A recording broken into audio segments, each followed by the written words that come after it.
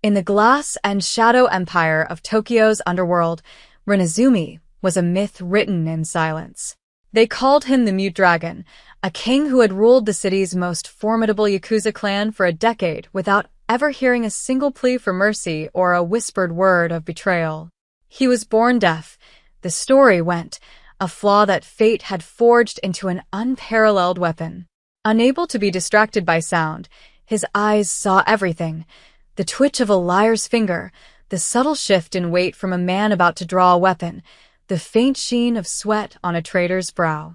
He read lips with the precision of a cryptographer, and his own silence was a suffocating pressure that broke men more effectively than any torture.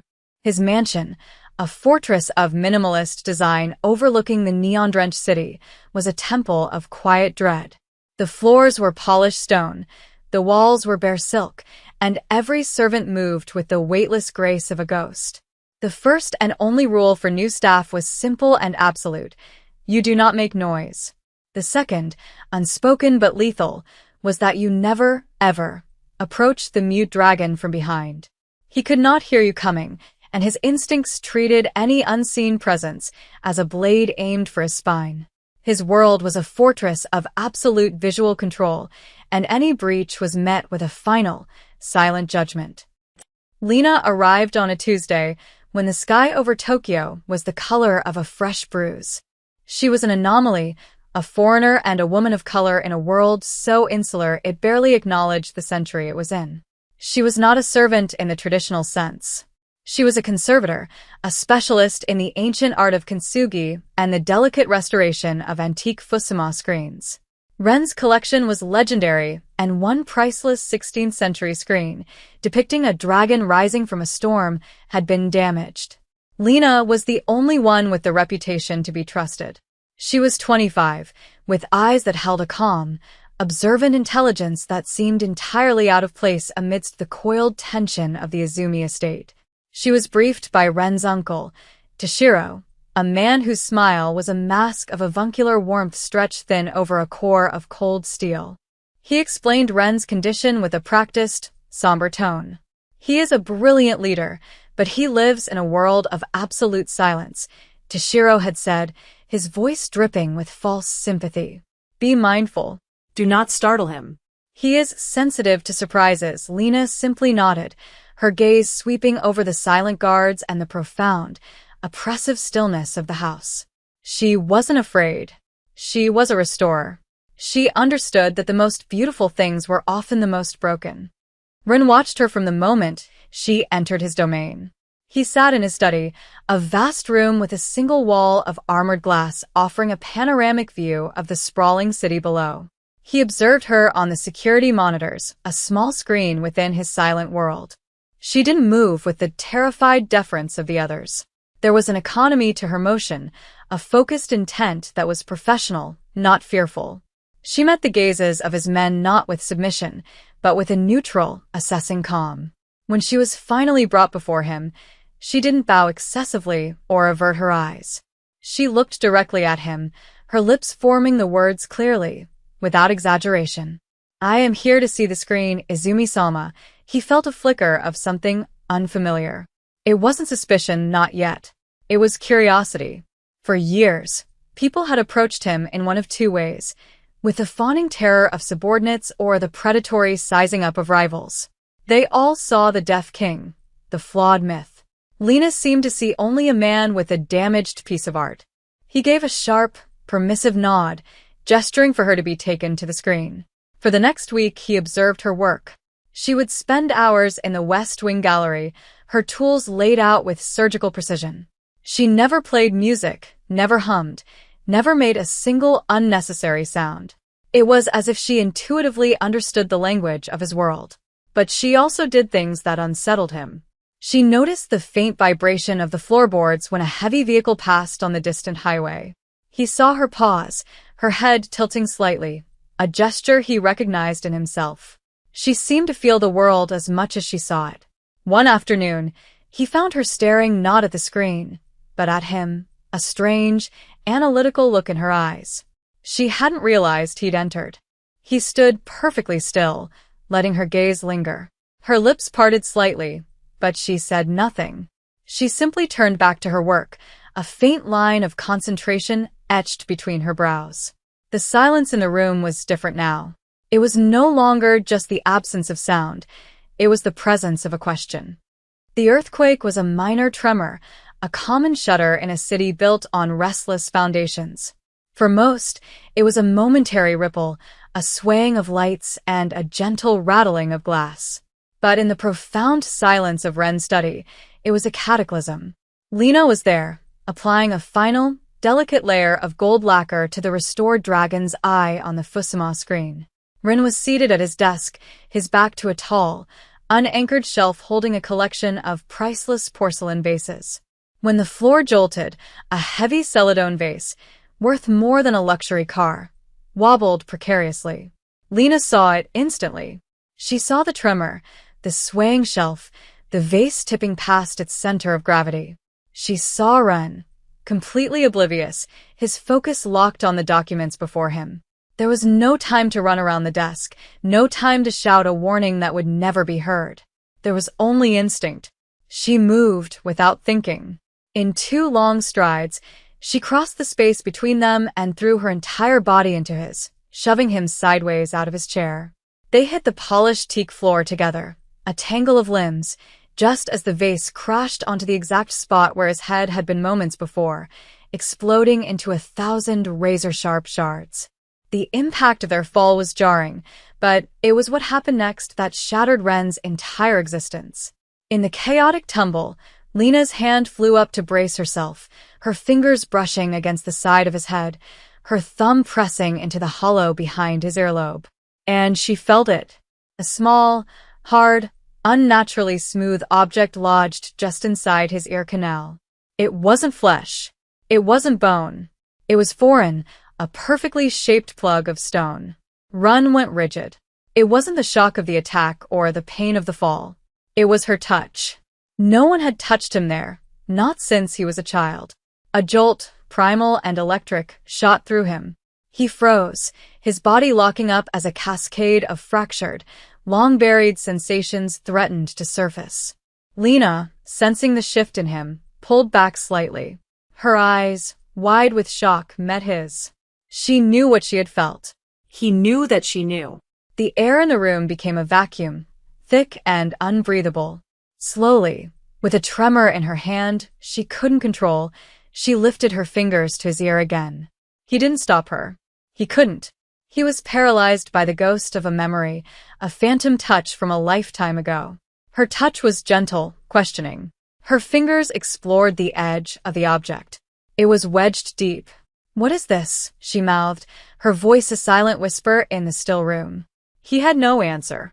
He only had a sudden, terrifying image, a sterile white room, the smell of antiseptic, and the kind, smiling face of his uncle Toshiro looking down at him. The world had been a silent film for 25 years. Now the projector was catching fire. Lena's fingers were impossibly gentle, her touch a strange combination of clinical precision and profound care. She worked the object slowly, her brow furrowed in concentration. Ren remained utterly still, a statue carved from ice, his mind a maelstrom of confusion and rising dread. The object resisted, then shifted. A tiny, agonizing scrape of stone against sensitive tissue, and then it was free. It came loose with a faint, wet pop, a sound he felt as a vibration, but did not yet understand as noise. Lena held it in her palm. It was a small, perfectly polished plug of black obsidian, shaped like a teardrop, smooth and cold to the touch. It was a masterpiece of cruel design, engineered to block all sound while remaining almost undetectable. And in the instant it left his ear, the world crashed in. The first sound was Lena's sharp, terrified gasp. It wasn't a movement of her lips he read. It was a physical force, a piercing wave of energy that struck his eardrum like a needle. He flinched violently. Then came the others, a tidal wave of sensory input. The hum of the building's ventilation system, a low, grinding monster in the walls. The distant, chaotic symphony of Tokyo traffic, a million angry horns and engines.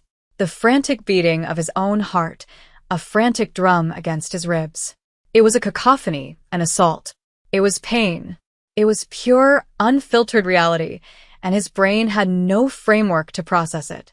He squeezed his eyes shut, a guttural sound tearing from his throat, the first sound he had ever truly made and heard himself. It was the cry of a man being born and dying in the same instant, a memory, sharp and vivid, pierced through the noise. He was 6 years old. His parents had just died in a car accident. His uncle Toshiro was holding him, promising to take care of him. He remembered a doctor with sad eyes, a sweet-smelling cloth over his face, and then Toshiro's voice, a soft, cooing whisper right before the world went silent forever. It's for your own good, little dragon. A king doesn't need to hear whispers. He only needs to see the blade. The memory was so clear, so absolute, it stole his breath. The deafness wasn't a defect of birth. It was a cage that had been built for him.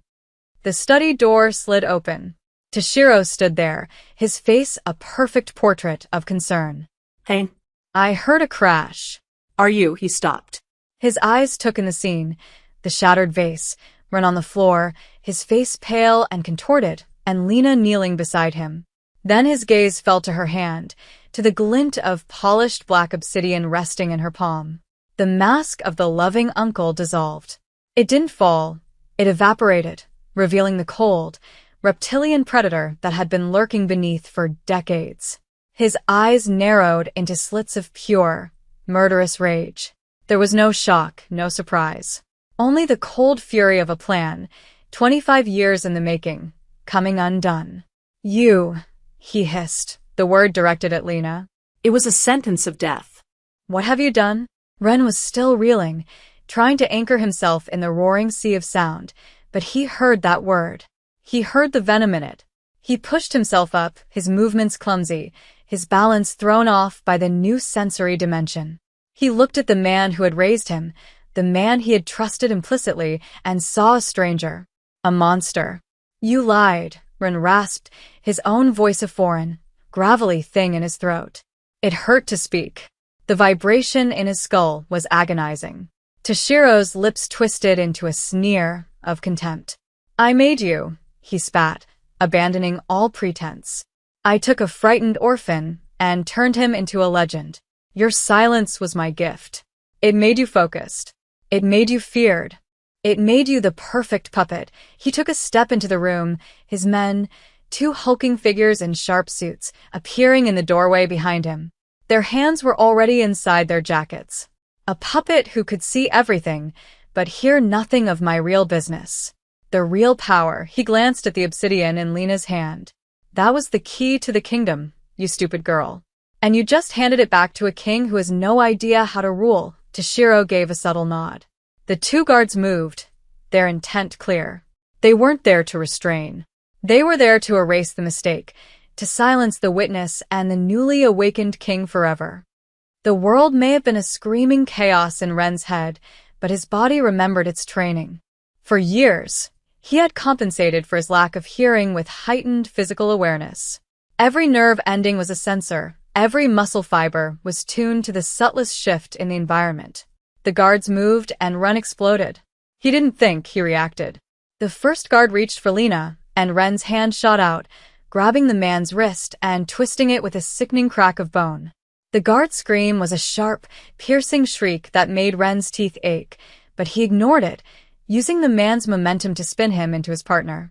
As the second guard stumbled, Ren drove the heel of his palm up under the man's jaw. There was a wet, crunching sound, and the man collapsed, his lights going out before he hit the floor. It took less than 3 seconds. Toshiro stared, his face a mixture of shock and fury. He had forgotten the animal he had caged. He had only ever seen the silent, obedient puppet. Kill him, he roared, pulling a small, silver pistol from his own jacket.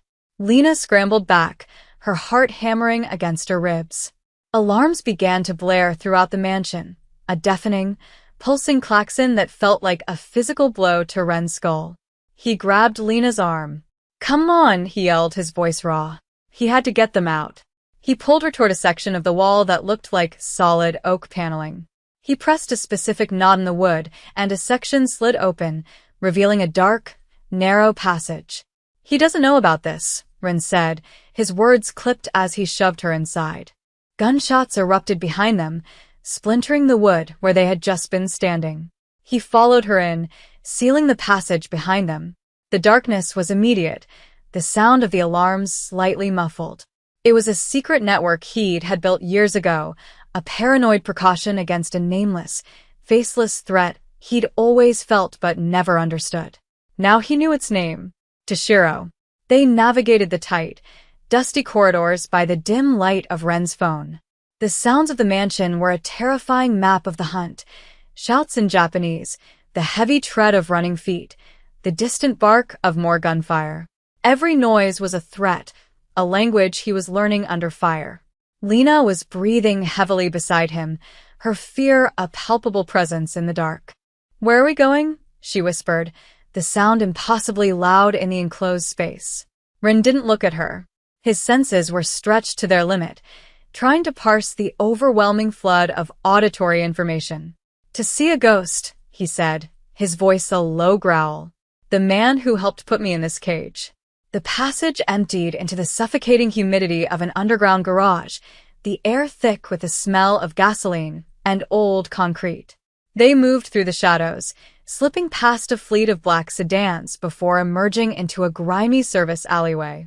The roar of the city hit them, a physical wall of sound that made Rin stagger. He leaned against a cold brick, pressing his palms to his ears, a wave of nausea washing over him. Lena put a steadying hand on his shoulder. "Breathe," she said, her voice clear and calm amidst the chaos. "Focus on one sound. Just one." My voice, he forced himself to listen, to isolate the thread of her words from the tangled mess of the city's noise. It was an anchor. He nodded, straightening up. He led them through a labyrinth of backstreets, his movements sure and certain even as his mind reeled. Their destination was a small, dilapidated clinic in a forgotten corner of Shinjuku, squeezed between a noodle shop and a pachinko parlor. The sign above the door was faded, the name barely legible, Dr. Ishikawa. Inside, the air smelled of stale herbs and disinfectant. An old man with a face like a crumpled paper map and eyes clouded with a lifetime of fear looked up from behind a cluttered desk. He saw Ren, and all the color drained from his face. "Izumi-sama," he stammered, rising with a pained slowness. "I knew this day would come." Ren placed the obsidian plug on the desk. The doctor flinched as if it were a live scorpion. "You remember this," Ren stated, his voice flat. Dr. Ishikawa sank back into his chair, his body trembling. "I have lived with it every day for 25 years, he whispered, his gaze distant. "Toshiro-sama, he gave me no choice. He said your father's enemies were everywhere. That making you deaf would protect you, make you seem unfit to lead, until you were old enough. He said it was to save your life." The doctor's story tumbled out, a torrent of guilt and fear. Toshiro had forced him to perform the procedure, to implant the plugs, one for each ear. He had threatened the doctor's family, then paid him into obscurity, ensuring his silence with a promise of a swift death if he ever spoke. "He lied," Ishikawa said, his voice cracking. "It wasn't to protect you. It was to control the Izumi-gumi. He orchestrated the accident that killed your parents. He eliminated every captain loyal to your father one by one, replacing them with his own men. He built his empire in your silence." The doctor slid open a locked drawer and pulled out a small, velvet-lined box. He opened it. Inside, nestled on the faded fabric, was a second obsidian plug, identical to the first. "I was supposed to implant this one in your other ear a year later," the doctor confessed, tears welling in his eyes. "But I couldn't. I told him there were complications, that the trauma could kill you. I have been terrified ever since that he would discover my lie." Rin stared at the second plug, the proof of a crime even deeper than he had imagined. He hadn't just been muted. His entire life, his legacy, had been stolen from him by the man he called family. They retreated to a small, anonymous apartment the doctor kept under a false name. It was a sparse, clean space that felt a world away from the opulent prison of Ren's mansion. For the first time since the vase had shattered, the world slowed down. The initial shockwave of sound was beginning to recede, leaving behind a raw, hypersensitive awareness. Ren sat on the edge of the bed, his head in his hands, trying to process the symphony of quiet noises, the hum of the refrigerator, the drip of a faucet, Lena's soft breathing from across the room. Each sound was a discovery. He had never heard rain before. When a downpour started late that night, the rhythmic drumming on the window pane was so alien, so beautiful, he found himself captivated, staring out at the glistening streets for over an hour. Lena watched him, giving him space. She had become his anchor in this terrifying new world. She taught him to filter, to focus. She would name sounds for him, helping his brain build the connections his childhood had been denied. The whistle of a kettle, the rustle of a turning page, the soft cadence of her own voice. It's like learning a new language, she told him, her tone gentle. Your brain just needs time to catch up. In the quiet moments between the lessons, a different kind of connection formed. He saw the strength and compassion in her, the steady calm that had saved his life. She saw the vulnerability behind the fearsome legend, the wounded boy still trapped inside the Yakuza king. One evening, he was struggling, overwhelmed by the layered sounds of the city outside. He was pacing, his hands clenched, his jaw tight with tension. Lena walked over to him and, without a word, gently placed her hands over his ears. The sudden, muffled quiet was a profound relief. The roaring ocean of noise subsided to a distant murmur. He stopped pacing and looked at her. Her face was inches from his, her expression full of a deep, uncomplicated empathy. Better, she mouthed, a habit she still fell into. He reached up and slowly lowered her hands, but he didn't let go. He held them, his thumb tracing the lines on her palm. Yes, he said, his voice quiet but clear. The word hung in the air between them, heavy with unspoken meaning. It wasn't just about the noise. It was about everything. In that shared silence, the strategic mind of the mute dragon began to reawaken, now paired with a voice. Toshiro believed he had created a puppet. He was about to discover he had forged a weapon and handed it the one thing it had always lacked, a voice to command the storm. The plan began to form, not of quiet revenge, but of a loud, public reclamation. Toshiro was hosting the annual Kanto Summit in 3 days, a gathering of all the major clan leaders. He planned to announce a merger that would make him the undisputed emperor of Tokyo's underworld. It was the perfect stage. He built his throne in my silence, Rin said, his eyes hardening, the sound of his own voice now a tool he was learning to wield. I will tear it down with a single word. The night of the summit was electric. A storm was rolling in over Tokyo, the sky bruised and heavy, mirroring the tension that coiled within the grand hall of the Imperial Hotel. The air was thick with expensive cologne, cigar smoke, and the unspoken threat of violence that permeated any gathering of men like these. Hundreds of Yakuza, from oyabunds of major clans to their most trusted lieutenants, filled the room. At the head of it all, on a raised dais, stood Toshiro. He radiated power and satisfaction, the architect of a decades-long coup about to receive his crown. He was giving a speech, his voice smooth and commanding, painting a picture of a unified, powerful future under his leadership. He even paid tribute to his beloved nephew, Run. He has led the Azumi-gumi with a singular vision, a silent strength, Toshiro said, his words dripping with false reverence. Though fate dealt him a cruel hand, his flaw became his focus. A lesson for us all, the room murmured in respectful agreement. They all knew the legend of the mute dragon.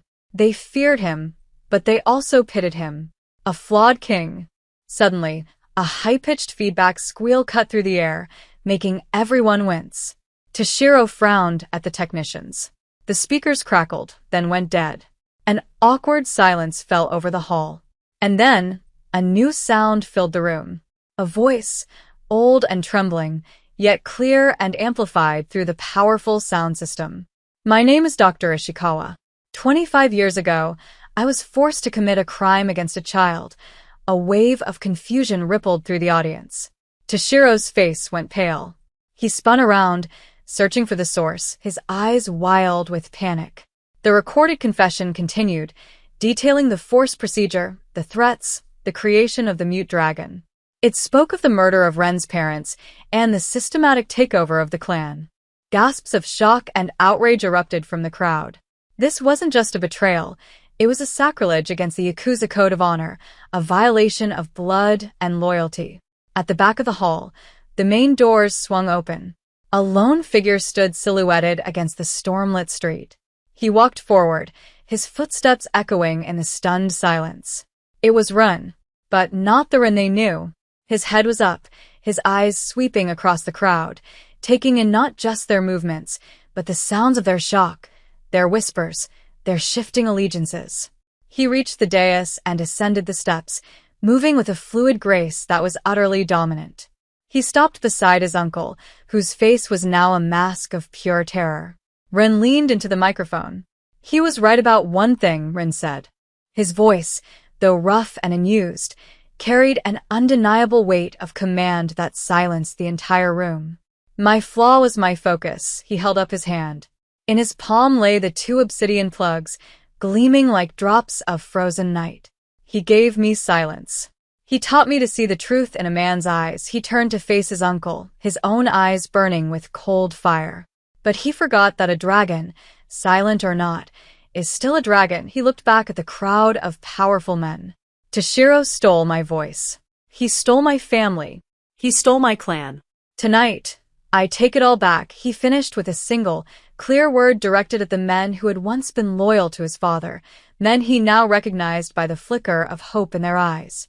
I'm a now. It was the signal. Chaos erupted. Toshiro's men, outnumbered and caught by surprise, were overwhelmed in a swift, brutal wave of violence. The final confrontation was not a prolonged battle. It was an execution. Ren faced Toshiro alone on the stage, the storm breaking outside, lightning flashing through the windows.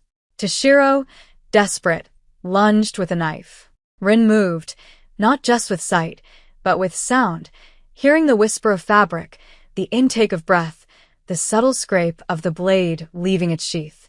He disarmed his uncle with contemptuous ease, the knife clattering across the stage.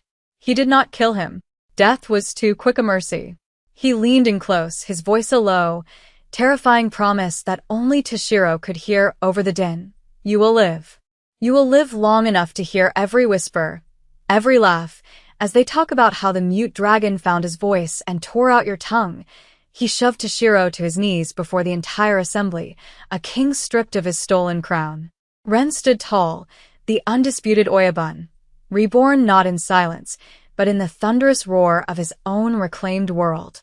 Standing just off stage in the shadows, Lena watched. She was not a prize or a subject.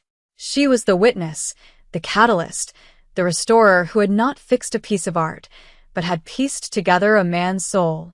Their eyes met across the chaotic hall, and in his gaze, she saw not just triumph, but a silent, profound gratitude that was louder than any word he could ever speak.